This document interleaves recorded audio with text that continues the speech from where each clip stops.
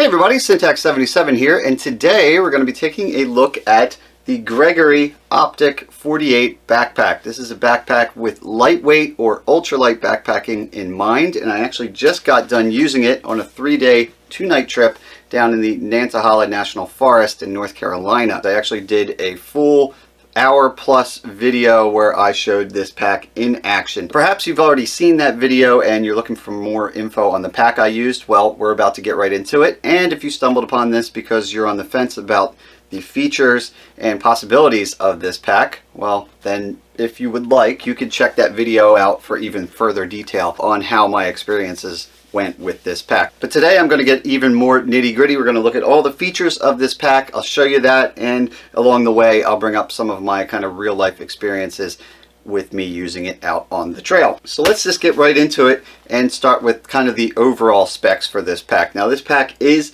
a little bit under 2.5 pounds. The actual list weight on the site is 2.47 pounds. I'm also going to mention this here, mine is the medium, which happens to be what all the stats that I'm going to talk about in this video are listed for. If you go with a large or a small, depending on your torso length, I'm 5'11" by the way, but head to toe height isn't necessarily an indicator of what pack you should get.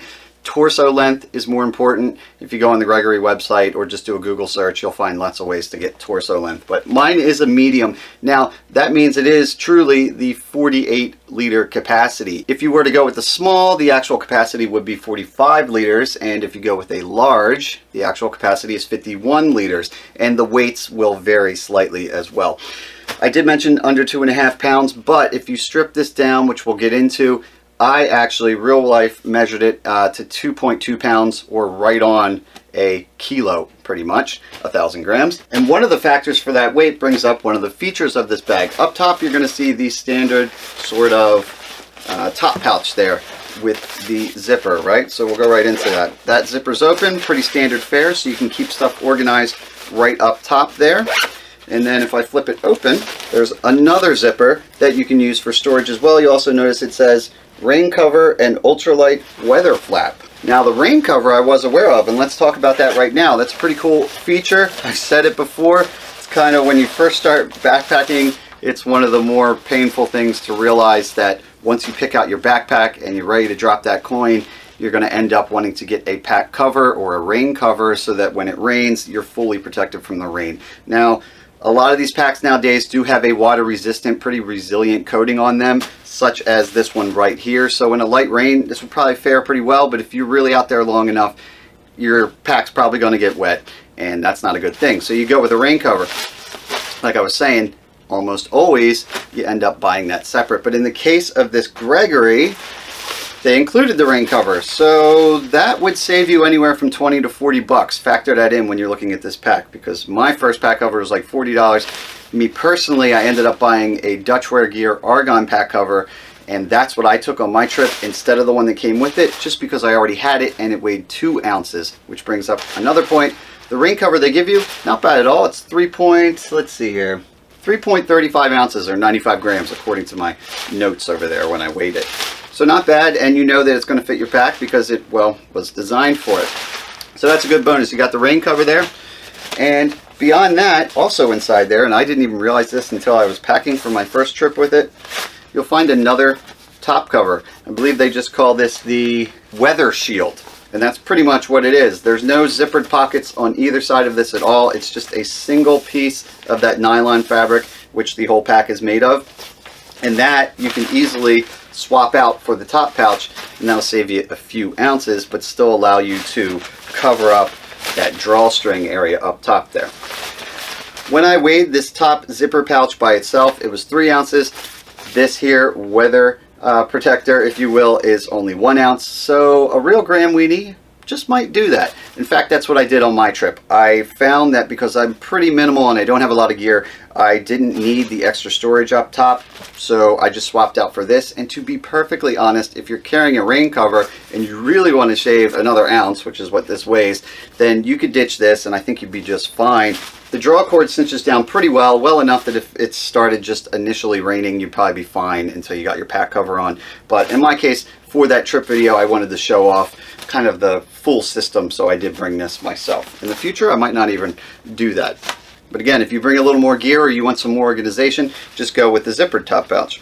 Let's continue with the exterior. One of the most notable features, at least for me, because I've never had a pack like this before, but it is becoming kind of in vogue, if you will, is the fact that it has this ventilated back. So you'll see there, it has a mesh kind of material there with a little bit of structure to it. And then the real back of the pack is about maybe 2.5 inches back there. So that keeps your back from contacting the true back of the backpack, and theoretically keeps your back cooler because you get some airflow there for your back while you're hiking.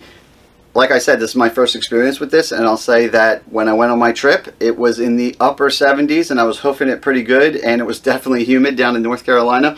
I did notice that my back was not heating up as normal, so I would say that's a feature that is worth noting. It does seem to work. Moving on from that, you got your shoulder straps here. Unlike some ultralight backpacks, of which my first one I had was a 48-liter Osprey, and it was ultralight and it weighed under 2 pounds, but what you give up a lot of times when you get that weight down really crazy is padding. That first backpack of mine that I took when I started getting my base weight down lower, the padding on those straps was less than like a lot of like school backpacks I had. It was pretty thin and not very substantial. Somehow they've managed to get some nice thick pads on here relative to the size and intentions of the pack. That is, they do recommend up to 30 pounds, which if you're into ultralight or even lightweight backpacking, that's totally doable. On my pack here, when I went out on that backpacking trip in North Carolina, my base weight, which is everything excluding food, water, fuel, my base weight was under 7.5 pounds, I think 7.3 or something like that, which means when I added in my food for 3 days, 2 nights, which was, I believe, 7-ish pounds, I was under or at, let's say, 15 pounds. So that was fine. And I had plenty of extra space if you were going to do a longer trip. With this 48-liter guy, I could have gotten a lot more food in there. In fact, I got all my food for the trip in there, plus my drone and drone controller were thrown in there as well, and I still had plenty of space. However, it should be noted, everybody's different. I didn't bring much gear with me at all. If you want to see how I hit that 7.25 pounds, there's a gear list link in the video. You can see all the items I took. So you can check that out. You may realize that you bring a lot more stuff than I do, so keep that in mind, because there's also a 58-liter version of this as well, which might be more suitable to somebody who wants to stay on the trail longer or bring a little more comfort gear, or perhaps backpack in the winter where you need some bulkier stuff. But the shoulder pads, in my experience, were very comfortable. As a matter of fact, I never really thought about them at all, which I would say is a good thing, because usually I'm only thinking about pads and stuff like that if it's bothering me. It, of course, has the sternum strap that's pretty standard, so you can adjust that as you see fit to keep it snug on your body. It also has several little loops here for attaching gear in any way you see fit. And right here, there is a sunglass loop, which stretches out pretty good, so you can get it right around your sunglasses, and they'll be quickly accessible to you just like that. Just a little convenience feature there. And then on the opposite side, you'll notice the clip for a hydration tube if you use a camelback type of system, which this does accept as well. There is a slot inside for that, as well as an output on top where you could route the tube through from your hydration bladder and drink, and then clip it on right there. Another thing to talk about, if this is your first time maybe moving from a traditional pack to a ultralight backpack, you're not going to have adjustment here on those larger, more robust systems, those packs that weigh 7 pounds or so, but they can carry up to like, 80 pounds or something crazy. The back of it will usually have the ability to adjust for your individual torso length and stuff like that. This one, there's no adjustment like that. Your main way to adjust this pack is A, buy the right size for you based on your torso length, and then you have the load lifter straps up here to adjust the top of the shoulder pad, and then of course the shoulder strap bottom straps to really cinch it down, and then your hip belt attachment that you can adjust as well. Let's talk about the hip belt. That as well, much like all the things I just said about the shoulder straps, is pretty robust considering the weight of this system. Plenty for getting yourself up to 30 pounds, I would say. It's got a little bit of rigidity to it, and it's a full solid piece. It's not two separate pieces to save weight or anything. It still is one nice solid piece there, and each one does have the hip pockets so that you can keep your gear organized, and both of those are a solid, not a mesh, so it'll keep, you know, light rain and precipitation off of you as you hike. And those felt pretty good too. Pretty nice lower back lumbar support area here. You can see it humps out a little bit and gives you some extra padding right along the lower back area. Moving on to the sides, you got two of these pockets that you could put water bottles, etc. in, maybe stuff a t-shirt as you go, whatnot, although I usually use the back pouch, which we'll get to for that. And these are identical on the left and right. They'll easily hold a 1 liter or even 1.5 liter water bottle in there, no problem at all. A Gatorade bottle, etc., depending on your preference. One thing I didn't notice until I got home that I wish I had known that's kind of cool is you can go straight down like this, or if you would like access to your water while you're hiking, this is a 1 liter bottle and it fits just fine.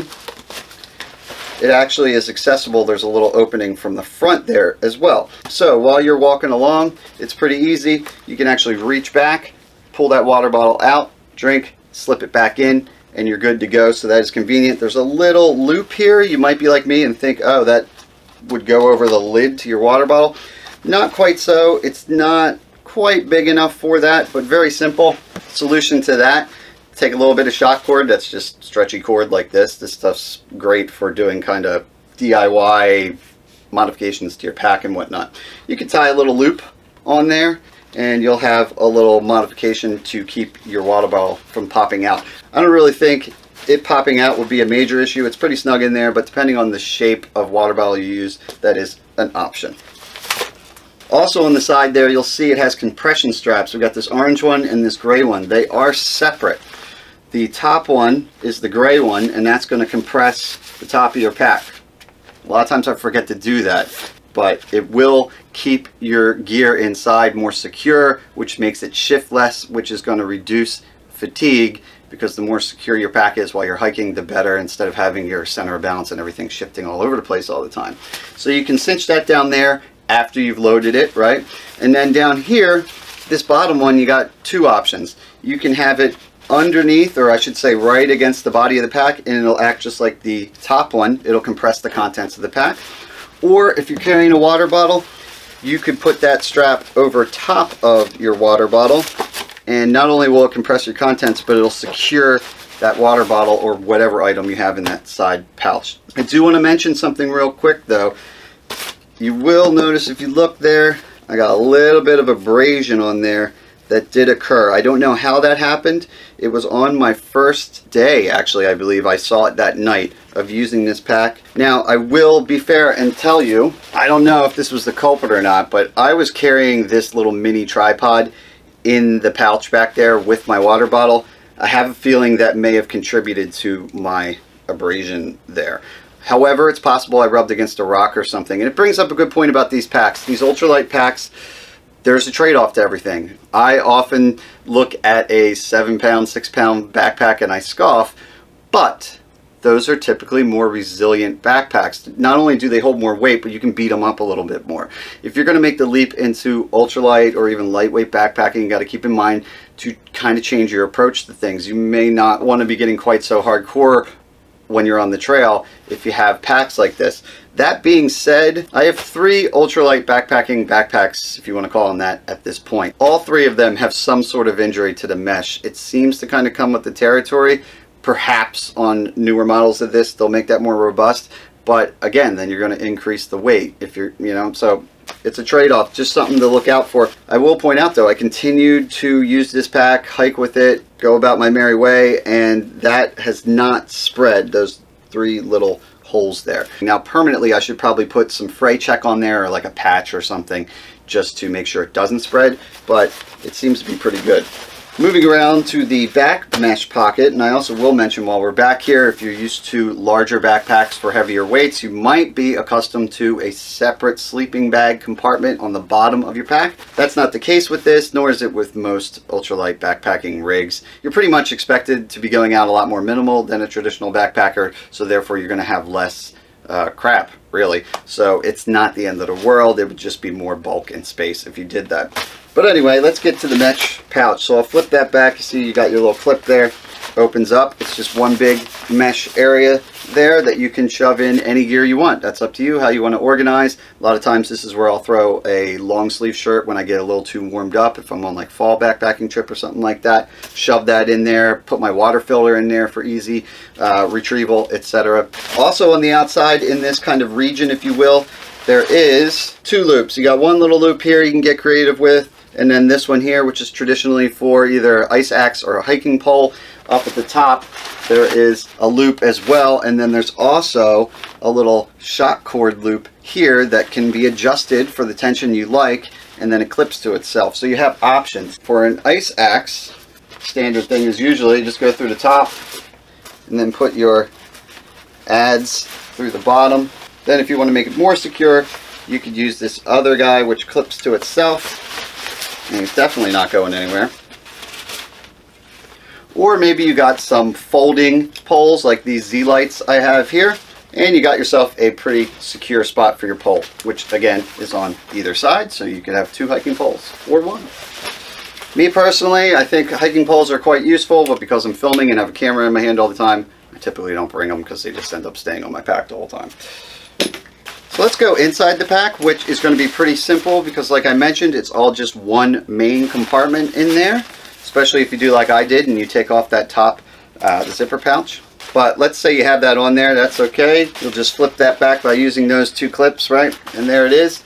Now you'll notice, I do like this. There's some systems where they try to integrate all of these clips. On this one, the mesh pouch, back pouch, is secured by its own little dedicated clip. So you don't have to mess with it to get in and out of the main compartment. It's not a factor. So you can actually leave that secured to get into the interior by doing this other top clip here, which is adjustable with this pull cord depending on how much you have loaded in there. And then the drawstring, which is real quick and easy to open. You see that? And then to close it, they got that nice big old loop on there and a little bit of plastic coating on there just to make it easier to get a grip on. Little pro tip for you when you're securing this, put the clip through that loop and it'll keep it out of the way while you're hiking. Not a big thing, but I got mine kind of swinging all over the place a couple times, and that's what I learned to do. But anyway, we'll pull that open and that'll get us inside, which is just one big old compartment for you to put your gear however you see fit. In addition to that, there is the stretchy pouch right there that you could put a hydration bladder if you so desire. It slips right in there, and then combined with the aforementioned opening, that's where it would route right out of the top there and clip to your water hose. Ta-da! And then it also has a little clip here itself. So I could put that around my hydration pouch and it just keeps it secure there. In the case of this hydration bladder, it actually keeps that right up the top, the opening for me to fill it, which is pretty convenient. So I might not even have to take all my gear out to fill that up. I don't typically carry a hydration bladder, especially with light loads with this, because my pack is so light it's easy to get it on and off really quick. I just drink out of my water bottle, put it back in and go, especially if you go with that method where you can get to your water bottle straight from the front there. But anyway, if you're into hydration pouches, you're all good with that. If you're not, and you're like me, then that's just a whole nother pocket that you can put gear and organize your stuff. So that's what I do. I put stuff in here that I only need when I get to camp, like maybe my nighttime toiletries, stuff like that. You'll notice a zipper up here that doesn't actually have a pull tab on it. I imagine this just has something to do with manufacturing, because if you do actually open this up, you'll notice it just goes back through to here, which there's really not a purpose to get in there. I wouldn't worry about that zipper. Unless somebody out there knows something I don't, please let me know in the comment section. I might be missing out on a cool feature. I'm not sure. And that's about it for the interior. That pretty much covers all of the features, I do believe, of the Gregory Optic 48. There is a specific women's version of this as well. It's called the Octal, which as far as I know is very similar in all the features I just went over, but it is the women's version. And that pretty much covers it. I do like this pack a lot. It's my first Gregory pack ever, and that's not because I don't like Gregory packs. I've always admired them. I've actually thought of them as kind of the Cadillac of packs. My wife has one. It's the Gregory Diva, I believe, which is, again, one of those larger, more traditional packs that can hold a lot more weight. My friend Mike has an 80-liter, I think it's the Gregory Palisades, that he bought when he first started backpacking. He got his weight down so he doesn't use it anymore for summer, but he still uses it for winter. They're really nice packs, but because I tend to go for lightweight loadouts and I'm also kind of cheap, I have never really gone for one of those full featured Gregory packs before. But then Gregory contacted me and asked me if I wanted to try this, and when I checked it out I was pleasantly surprised. Prices change all the time, but as of right now it's under 200 bucks, which for a Gregory pack is pretty awesome. Now a lot of it is because it's smaller and less material, but that's the second reason I like it. It's smaller and less material. It is 2.5 pounds or less, in my case like 2.25 pounds with my setup. So I really dig that. I definitely foresee myself taking this on future trips. I'll be able to take it on the airplane as my carry-on because of its size. I would say it's definitely worth looking into if you're in the market for a minimal backpack that still has a lot of kind of comfort features, and yet the weight is still well under 3 pounds for the pack. You can get some really minimal packs out there, but you're not going to be getting necessarily all of the organization features